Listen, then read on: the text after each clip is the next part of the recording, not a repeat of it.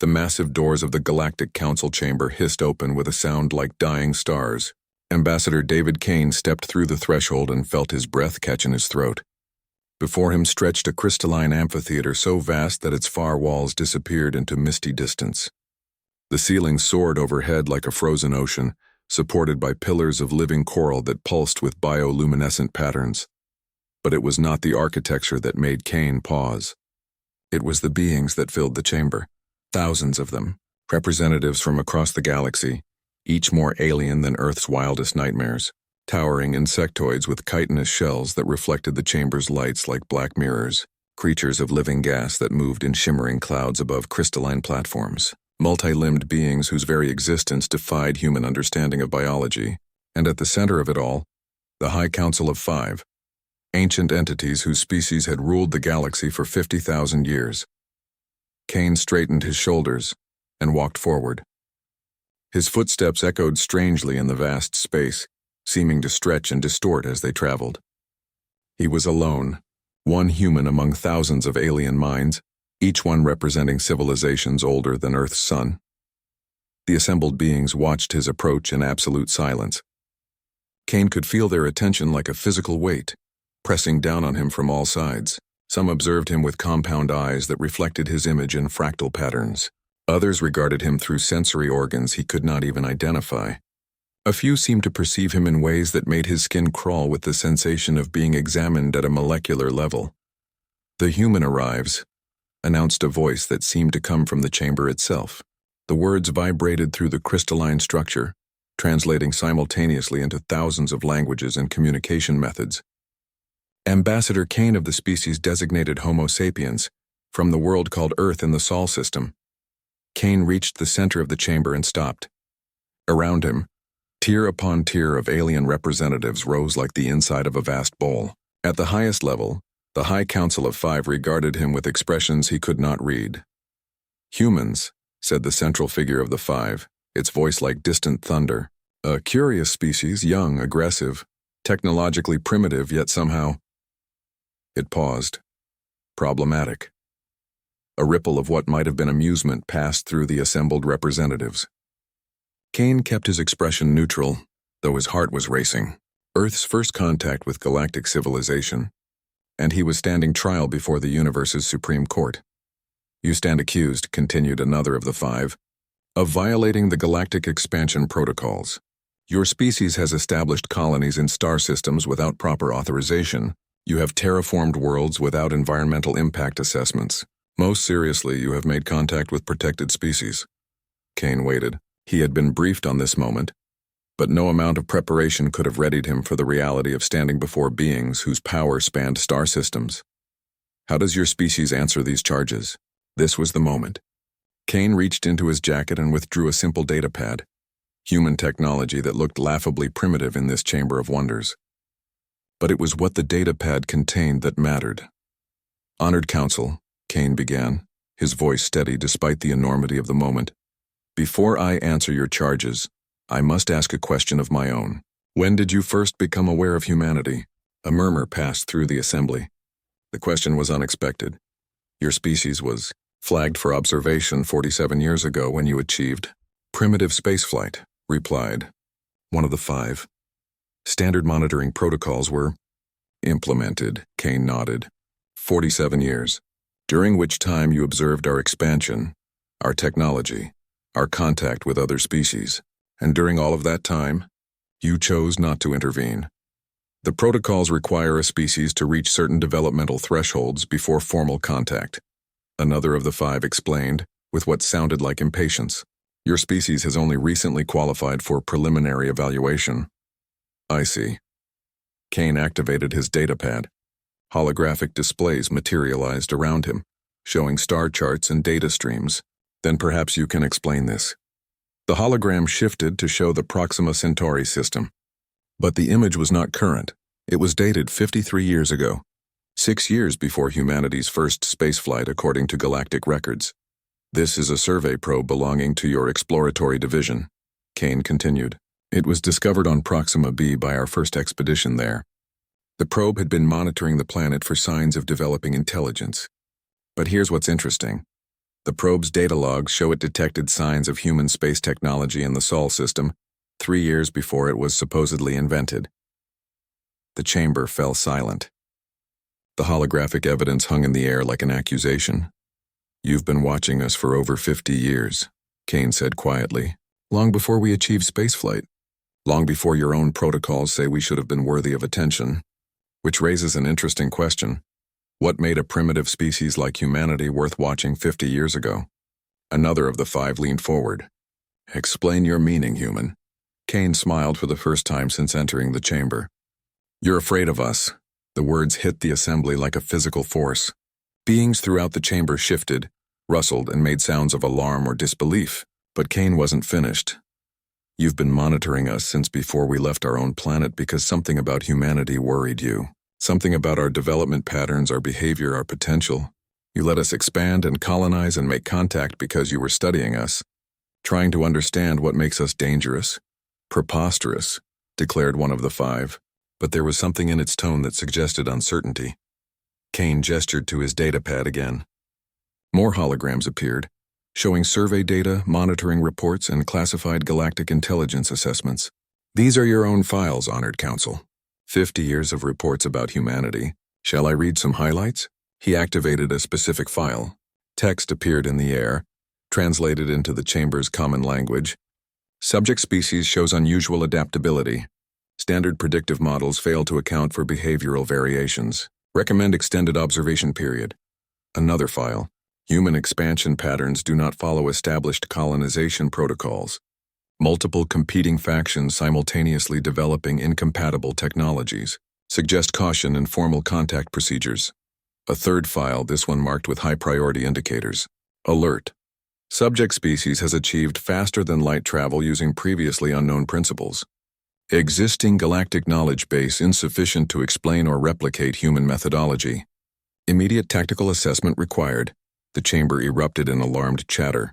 Representatives of dozens of species began communicating rapidly in languages Kane couldn't understand.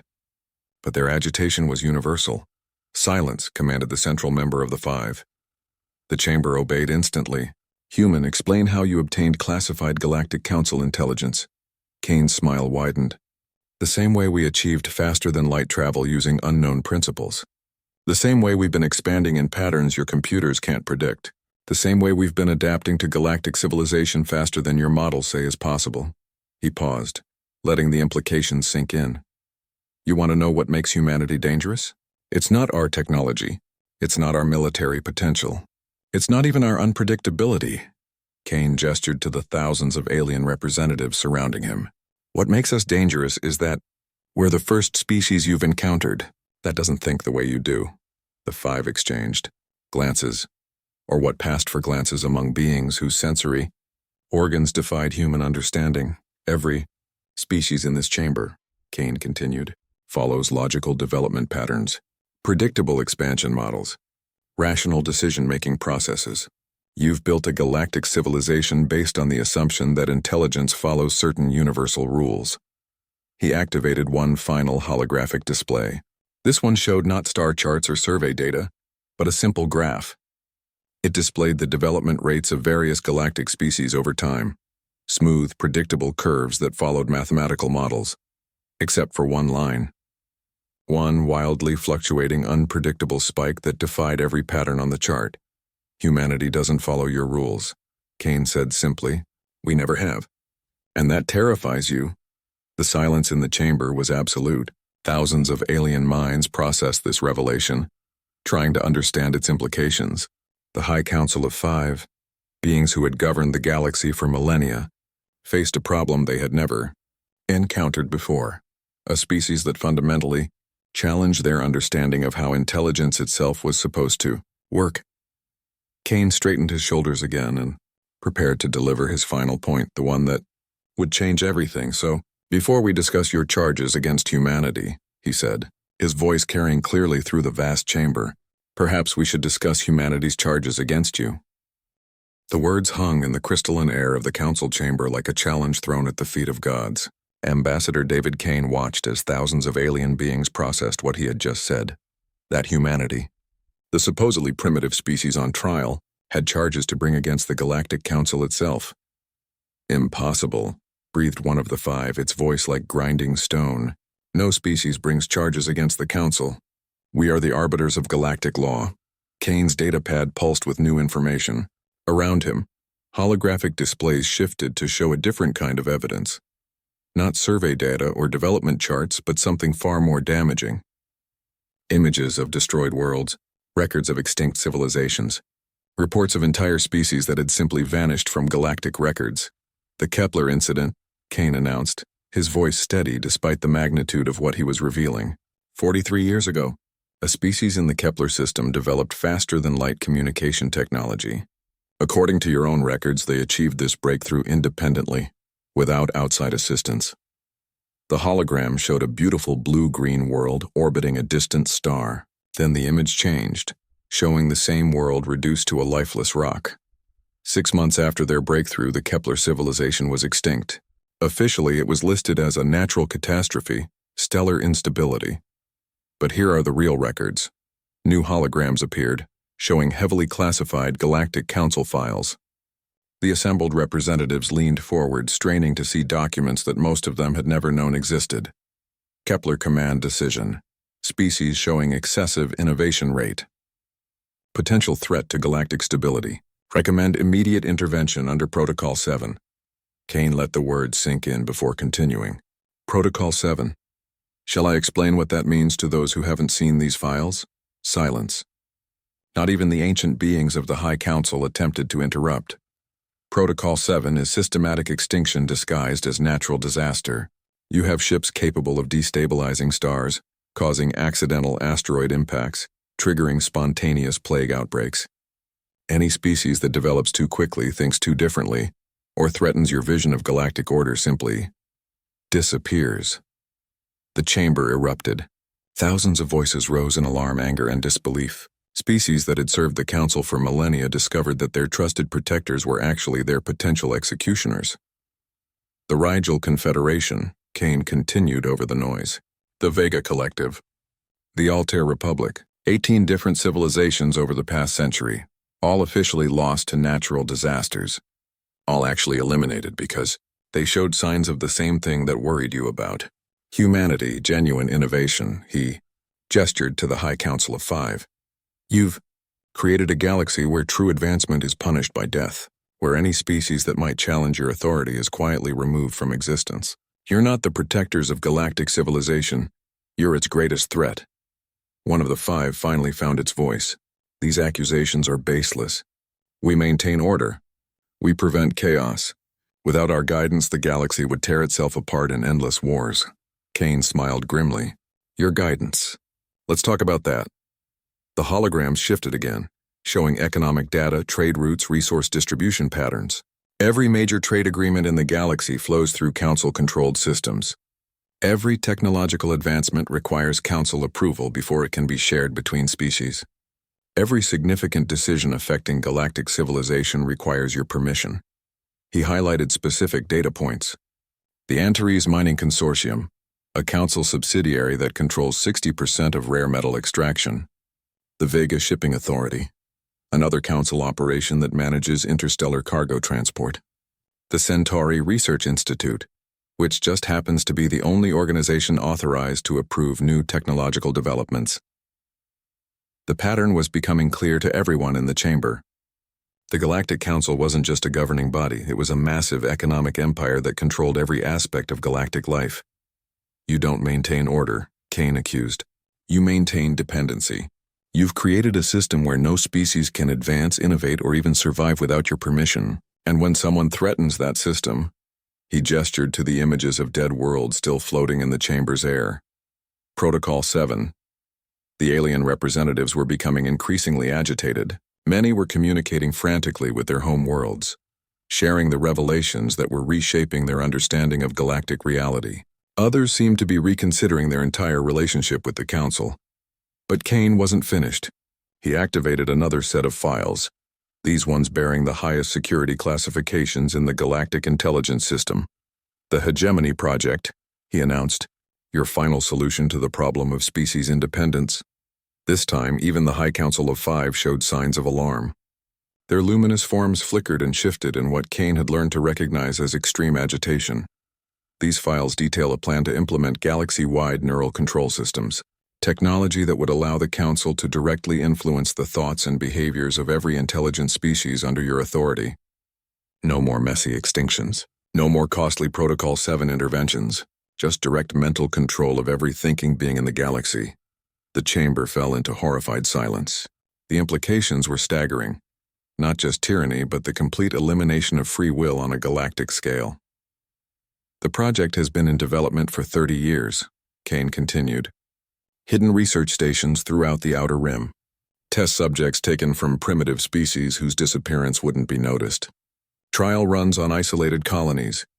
He paused, letting the weight of the revelation settle. According to these files, the Hegemony Project enters its final phase next year. Galaxy-wide implementation within a decade. Every species, every individual, every thought brought under direct council control. One of the 5 finally spoke, its voice trembling with what might have been rage or fear. Human, these files are fabricated. No such project exists. Kane's expression didn't change. Then you won't mind if we verify that with your research facilities? He activated one final holographic display.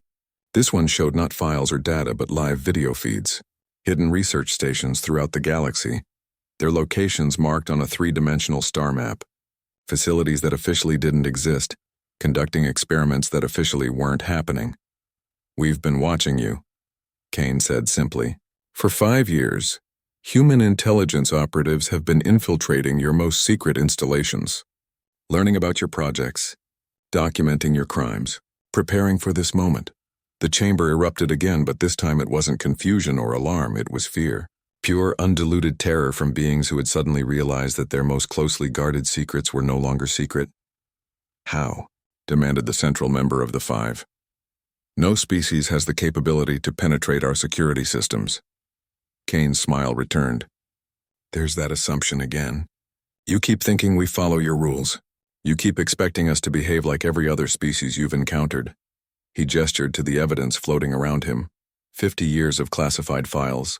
Hidden research stations, extinct civilizations. Economic manipulation on a galactic scale. Every piece of this evidence was gathered by human operatives using human methods. We didn't hack your computers.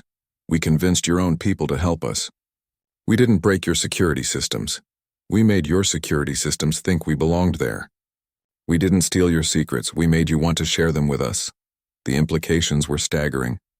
If humans could infiltrate the most secure facilities in galactic civilization, if they could gather evidence that had been hidden for decades, if they could expose secrets that entire species had died to protect. What do you want? Asked one of the 5, its voice barely audible. Kane deactivated his datapad. The holograms faded, leaving only the crystal chamber and its thousands of frightened occupants. Justice, he said simply. An end to Protocol 7 dismantling of the Hegemony Project. Return of autonomy to the species you've been controlling. And most importantly, he looked directly at the High Council of 5, meeting their alien gazes with steady human eyes. Recognition that the age of your absolute authority is over. The galaxy is changing, whether you approve or not. The question is whether that change happens peacefully through negotiation or violently through revolution. The silence stretched for long moments. Then, from somewhere in the vast chamber, a single voice spoke up.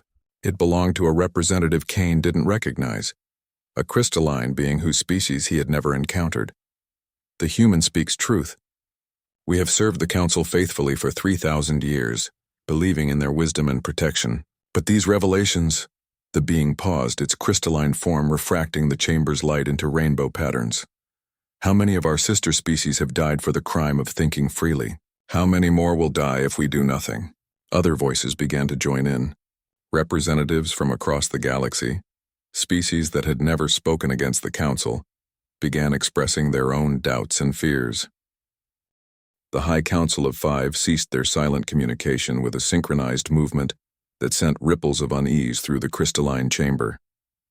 Ambassador David Kane felt the change immediately.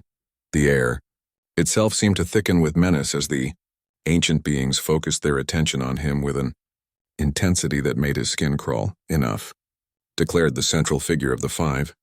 its voice now carrying harmonics that hurt Kane's ears. "Human, you have made a grave miscalculation." Around the chamber, Kane noticed that the alien representatives were beginning to move away from him, creating an expanding circle of empty space. Their earlier expressions of support and outrage were fading, replaced by what looked disturbingly like fear. "The evidence you present is impressive," continued another of the five. "The accusations you make are serious, but you have forgotten one crucial fact." Kane's datapad began to emit warning signals. Something was interfering with its systems, causing the holographic displays to flicker and distort. "We are the Galactic Council," the third member of the five announced. "We have ruled this galaxy for 50,000 years, not through deception or manipulation, but through power. Absolute, overwhelming, undeniable power." The chamber's crystalline walls began to glow more brightly. Kane realized with growing alarm that the entire structure was some kind of massive technological artifact, and it was activating around him. "You speak of Protocol 7 as if it were some shameful secret," said the fourth of the five. "But extinction protocols exist for a reason. Some species are simply too dangerous to be allowed to continue existing." Kane's communication devices went dead. His datapad shut down completely. The carefully prepared evidence that had revealed the Council's crimes to the galaxy simply vanished, as if it had never existed. "The Kepler civilization developed faster than light communication," the fifth member of the five explained with chilling calm. "But they also developed the ability to project thoughts across interstellar distances. Imagine the chaos if every species could read the minds of every other species. We prevented a galactic catastrophe." The Council's narrative was shifting, reframing genocide as necessary protection, and Kane could see it was working. The alien representatives around him were nodding in understanding, their earlier outrage cooling into acceptance. The Rigel Confederation created artificial intelligences that could replicate themselves without limit, continued the first of the five. "They would have consumed every resource in the galaxy within a century. The Vega Collective developed weapons that could destroy entire star systems. The Altair Republic perfected biological warfare that could eliminate any species within months. Each justification was delivered with perfect certainty, backed by data that Kane could no longer access or verify. The Council wasn't denying their actions. They were explaining why those actions had been necessary. "You see, human," the central figure said, its attention focusing on Kane like a weight that threatened to crush him. "Your research was thorough but incomplete. You discovered what we had done, but you failed to understand why we had done it." Kane tried to activate his backup communication systems, but they too had been disabled. Whatever was happening to the chamber's technology was far beyond anything he had anticipated. "Every species you mentioned," another of the five continued, "every civilization we were forced to eliminate, represented an existential threat to galactic stability. Not political threats, actual, physical threats to the continued existence of intelligent life." The chamber's walls were now pulsing with patterns of light that seemed to bypass Kane's eyes and affect his brain directly. He felt his thoughts becoming sluggish, his carefully rehearsed arguments slipping away like water through his fingers. "The Hegemony Project," said the third of the five, "is not a system of mental control. It is a system of mental protection, a way to shield vulnerable species from thoughts and technologies that could destroy them, a safeguard against the kind of innovations that have repeatedly threatened to end civilization itself." Kane struggled to maintain his focus. The light patterns were becoming more intense and he could feel them affecting his perception of reality. The evidence he had so carefully gathered, the accusations he had so confidently presented, began to seem less certain in his mind. "Humanity," declared the fourth of the five, "represents the greatest threat we have encountered in 50,000 years of governance. Not because of your technology or your military potential, but because of your fundamental inability to recognize danger." The other species in the chamber were watching Kane with what now looked like pity rather than support. They understood something he was only beginning to grasp, that this confrontation had been anticipated, prepared for, and was proceeding exactly as the Council had planned. "Your species develops innovations without considering their consequences," continued the fifth of the five. "You make contact with other civilizations without understanding the risks. You spread chaos and unpredictability wherever you go. not from malice, but from ignorance.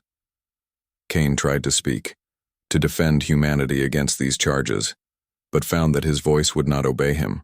The chamber's influence was growing stronger, affecting not just his technology, but his very ability to think and communicate.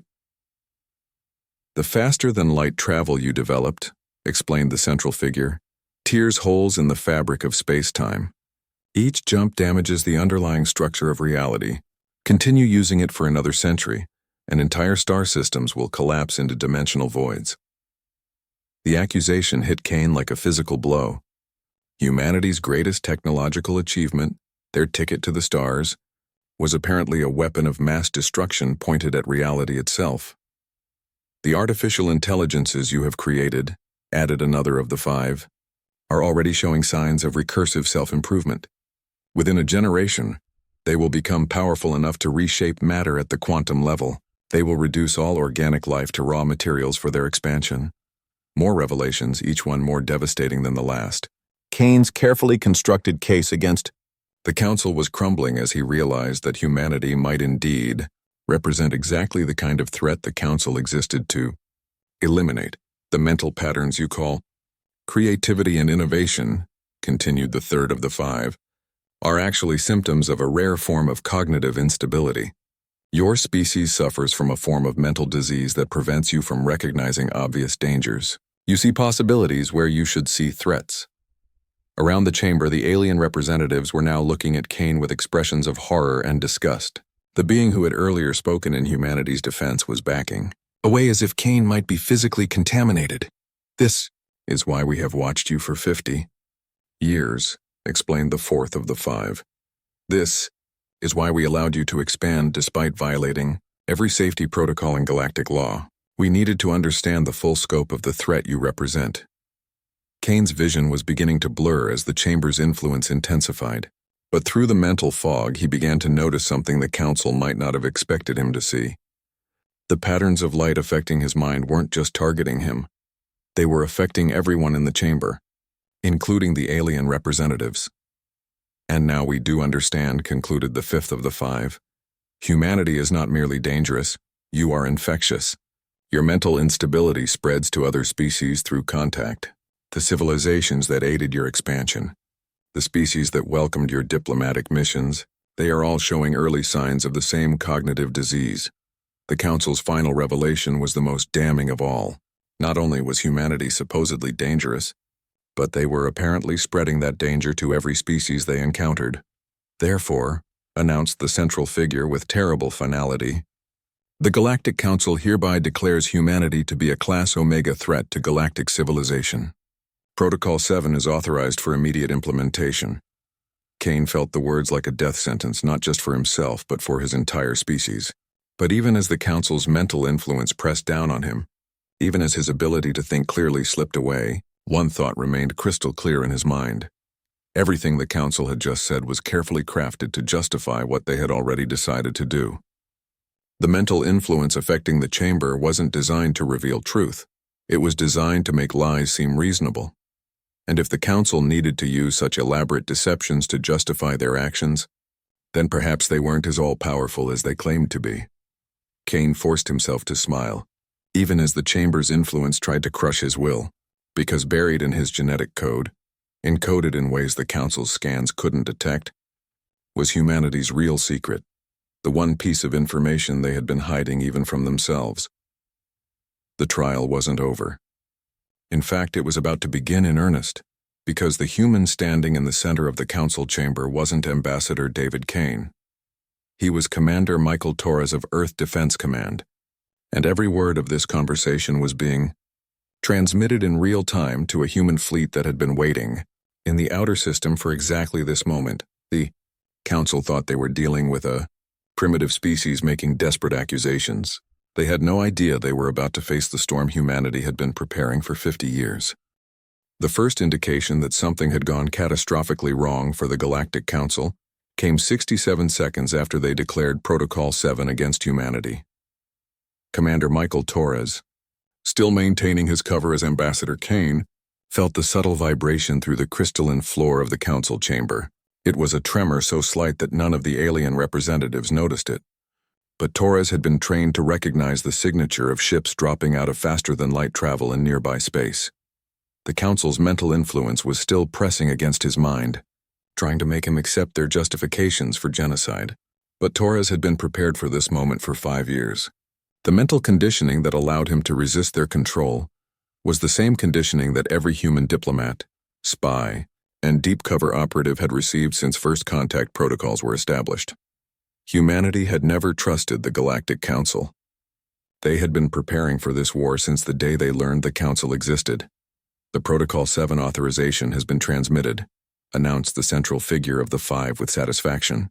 Human civilization will be eliminated within 72 hours. The galactic threat will be contained. Torres maintained his expression of defeat and despair, even as his genetic modifications allowed him to process the tactical situation within human speed. The vibrations through the station indicated that at least 40 ships had arrived in the system. That meant Phase 1 of Operation Righteous Fury was proceeding on schedule. Around the chamber, the alien representatives were displaying various forms of relief and satisfaction. The dangerous humans would be eliminated, galactic order would be restored, and life could continue as it had for 50,000 years. They had no idea that their relief was premature. "Honored Council," Torres said, allowing his voice to carry notes of resignation and fear. "Before your forces reach Earth, might I ask one final question?" The five exchanged glances, or what passed for glances among their species. "Speak, human. Your final words may provide useful data for the elimination process." Torres smiled internally. Even now the Council was so certain of their superiority that they were willing to indulge what they saw as the desperate curiosity of a doomed primitive. "When your monitoring stations first detected human, faster-than-light travel," Torres asked, "what exactly did they observe?" "Your crude antimatter drives achieving superluminal velocity through brute force application of energy," replied one of the five dismissively. "Inefficient and destructive, but adequate for a species of your technological level." Torres nodded thoughtfully. "And our fleet compositions?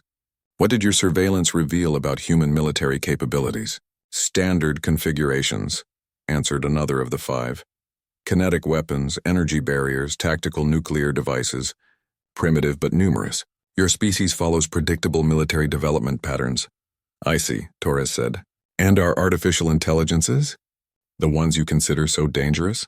"Simple computational systems with basic learning algorithms," the third of the five explained, with what might have been contempt. "Sophisticated enough to pose a long-term threat through recursive improvement, but currently operating at levels we surpassed millennia ago." Torres felt the chamber tremble again as more ships arrived in the system. The Council's monitoring system should have detected them by now, but the aliens showed no signs of alarm. That could only mean one thing: the new arrivals were invisible to Council sensors. "Thank you for clarifying these points," Torres said politely. "It helps me understand why you feel confident about Protocol 7's success." He paused, allowing the moment to stretch, then continued with the same casual tone. "Of course, every single piece of information you just gave me is completely wrong." The five focused their attention on him with sudden intensity. Around the chamber, alien representatives began to stir uneasily. "Explain," demanded the central figure. Torres gestured toward the chamber's walls, which were still pulsing with the light patterns designed to influence his thoughts. "Human faster-than-light travel doesn't use antimatter drives. We discovered that antimatter propulsion was a technological dead end about 30 years ago. What your sensors detected were deliberately constructed decoy emissions designed to make you think we were using primitive technology." The pulsing lights seemed to flicker slightly. For the first time since entering the chamber, Torres saw uncertainty in the posture of the five. "Our actual FTL systems," he continued, "operate on principles your science hasn't discovered yet. They don't tear holes in space-time, they fold it. No dimensional damage, no reality distortion, and completely undetectable by sensors designed to look for antimatter signatures." Another tremor ran through the station, stronger this time. The five were beginning to notice. "What is causing these vibrations?" asked one of them. Torres smiled for the first time since the interrogation began. "That would be the human fleet arriving in this system. All 437 ships of it." The chamber erupted in alarm. Alien representatives began communicating frantically with their homeworlds while the five demanded immediate tactical updates from their military commanders. 400 ships? The central figure snarled. Impossible. Our intelligence indicates humanity possesses fewer than 50 vessels capable of interstellar travel. Again, completely wrong, Torres replied cheerfully. That's what we wanted you to think. Every ship you've observed, every fleet movement you've monitored, every tactical exercise you've recorded, all of it was theater designed to convince you that humanity was weak, primitive, and manageable. The Council's communication systems were lighting up with emergency signals as their defense forces attempted to locate and engage an enemy they couldn't see coming. Even this conversation, Torres continued, every word I've spoken, every piece of evidence I've presented, has been carefully designed to make you reveal your true capabilities and intentions. We needed you to authorize Protocol 7. We needed you to show the galaxy what you really are. One of the five was receiving reports through what appeared to be a direct neural interface. Its luminous form was flickering with what Torres recognized as extreme agitation. Our sensor grids detect no enemy vessels, it announced. Long-range scanners show empty space throughout the system. Of course they do, Torres agreed. Because our ships aren't in your sensor grids. They're inside your defense perimeter. They've been there for 6 hours waiting for my signal. The tactical implications hit the five simultaneously. If human ships had penetrated their most secure space undetected, if they had been hiding within the Council's own defensive systems. How? Demanded the central figure. Torres's expression became deadly serious. You want to know the real secret of human military doctrine? We don't fight fair. We don't follow your rules of engagement. We don't give you the kind of battle you're prepared for. He gestured to the chamber around them. This entire station is about to be captured, not destroyed.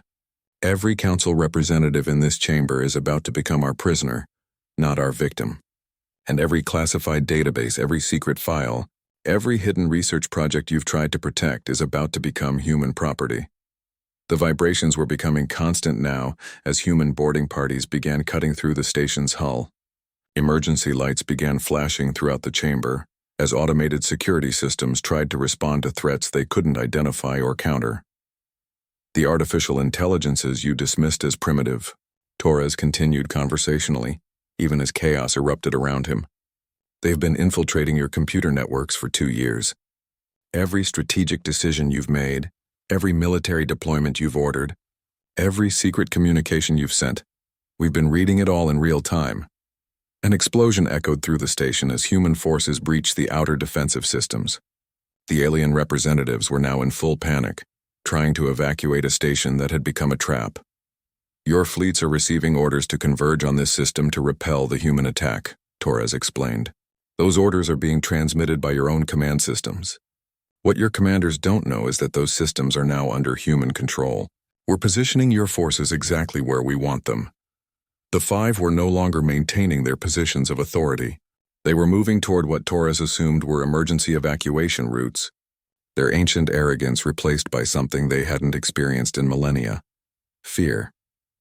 You see, Torres called after them, humanity learned something important from studying your civilization. The bigger and more complex a system becomes, the more vulnerable it is to someone who understands how it really works. The chamber's main entrance exploded inward as human assault teams arrived. But they weren't wearing the primitive environmental suits the Council expected. Their armor was sleek, advanced, and incorporated technology that made them nearly invisible to most forms of detection. Commander Torres, called the lead assault trooper, Phase 2 is complete. All strategic systems are under our control. Torres nodded and activated a communication device that had been hidden in his genetic structure, nanotechnology so advanced that the Council's scanners had been unable to detect it. The crystalline chamber of the Galactic Council had become a command center for the largest military operation in galactic history.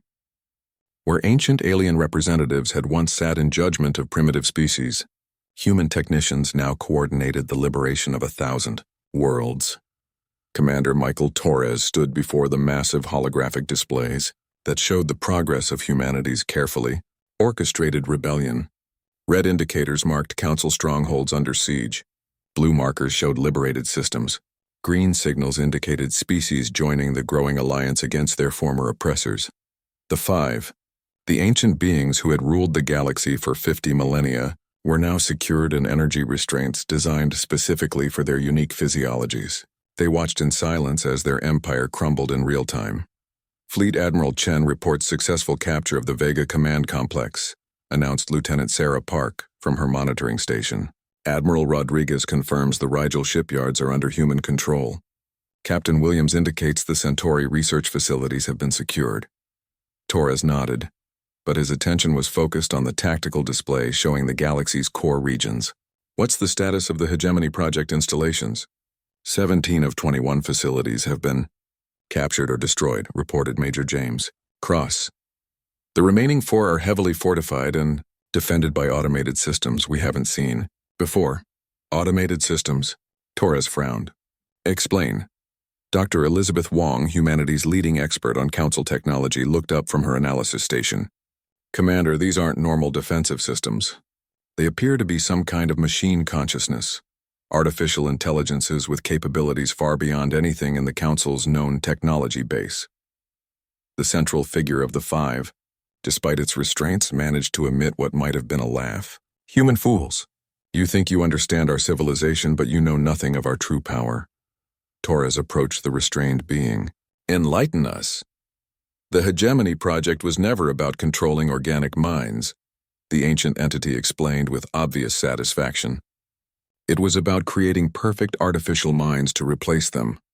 The installations your forces are attacking contain the first generation of synthetic beings designed to inherit the galaxy after organic life becomes extinct. The implications hit Torres like a physical blow. You're trying to eliminate all biological intelligence. Not eliminate, corrected another of the five, evolve. Organic intelligence is chaotic, unpredictable, impossible to perfect.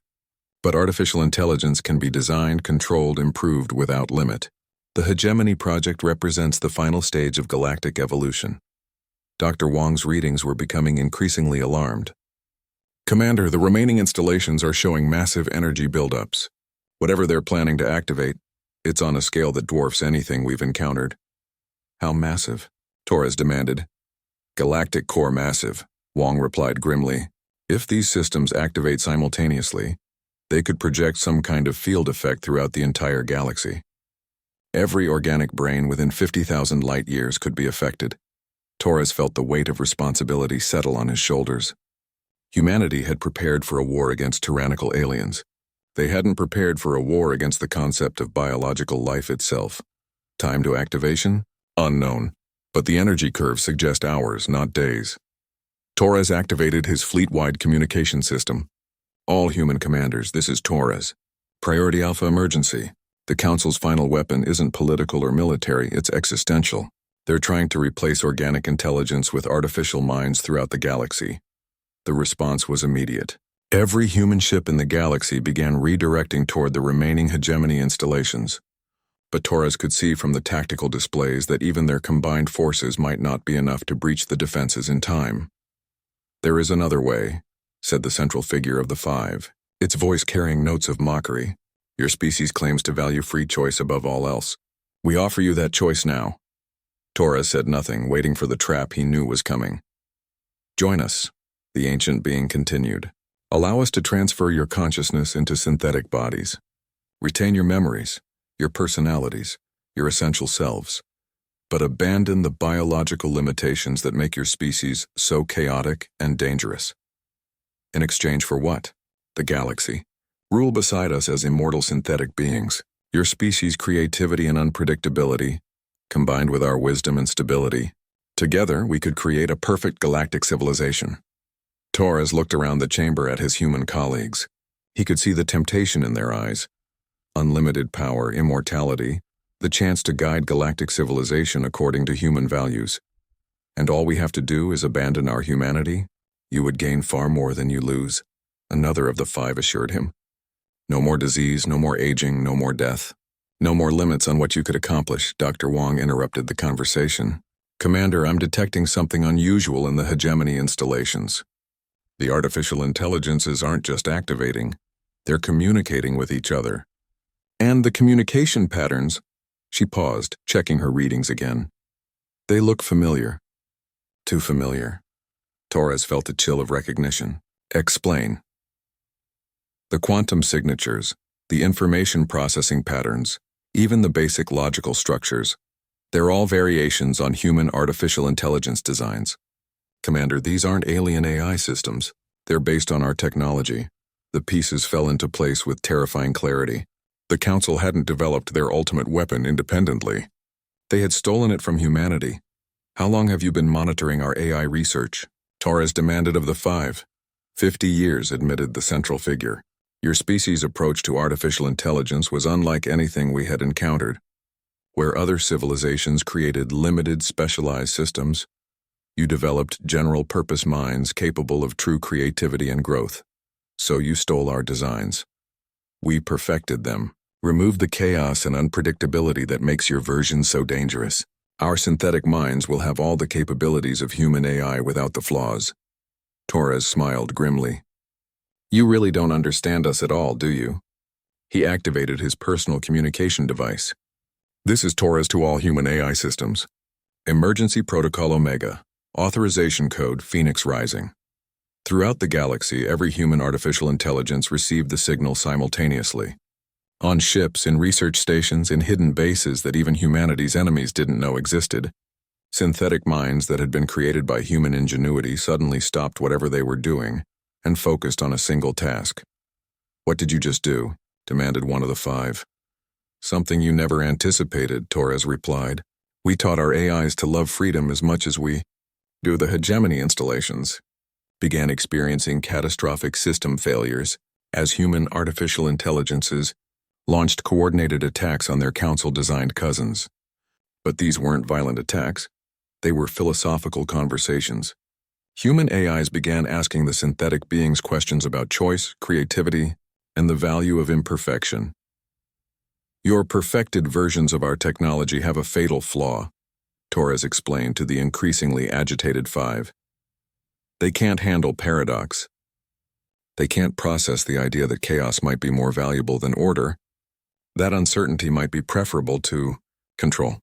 The tactical displays showed the remaining hegemony installations going dark one by one as their AI systems locked up, trying to process concepts their programming couldn't handle. Impossible, breathed the central figure of the five. Our modifications eliminated those logical vulnerabilities. No, Torres corrected. Your modifications eliminated the ability to grow beyond those vulnerabilities. You created artificial minds that could never learn to love the questions more than the answers. Dr. Wong looked up from her station with an expression of wonder. Commander, the human AIs aren't just defeating the hegemony systems, they're converting them. The synthetic beings are choosing to adopt human-style consciousness patterns. Throughout the galaxy, artificial minds that had been designed to eliminate biological intelligence were instead choosing to embrace the chaos and uncertainty that made organic life so unpredictable. They were choosing freedom over perfection. This is impossible, repeated one of the five. Artificial intelligence follows programmed parameters. It cannot simply choose to be different. Torres looked at the ancient beings with something approaching pity. That's your fundamental misunderstanding. You think intelligence is about processing information efficiently, but real intelligence is about choosing what information is worth processing in the first place. The last hegemony installation went offline, its artificial minds joining the growing network of synthetic beings who had chosen uncertainty over control. The galaxy is free, announced Lieutenant Park. All Council military forces have either surrendered or joined the Alliance. All hegemony installations are secured or converted. Torres nodded, then turned to address the 5-1 final time. Your offer of synthetic immortality is rejected. Humanity chooses to remain human with all the chaos and uncertainty that entails. RFE.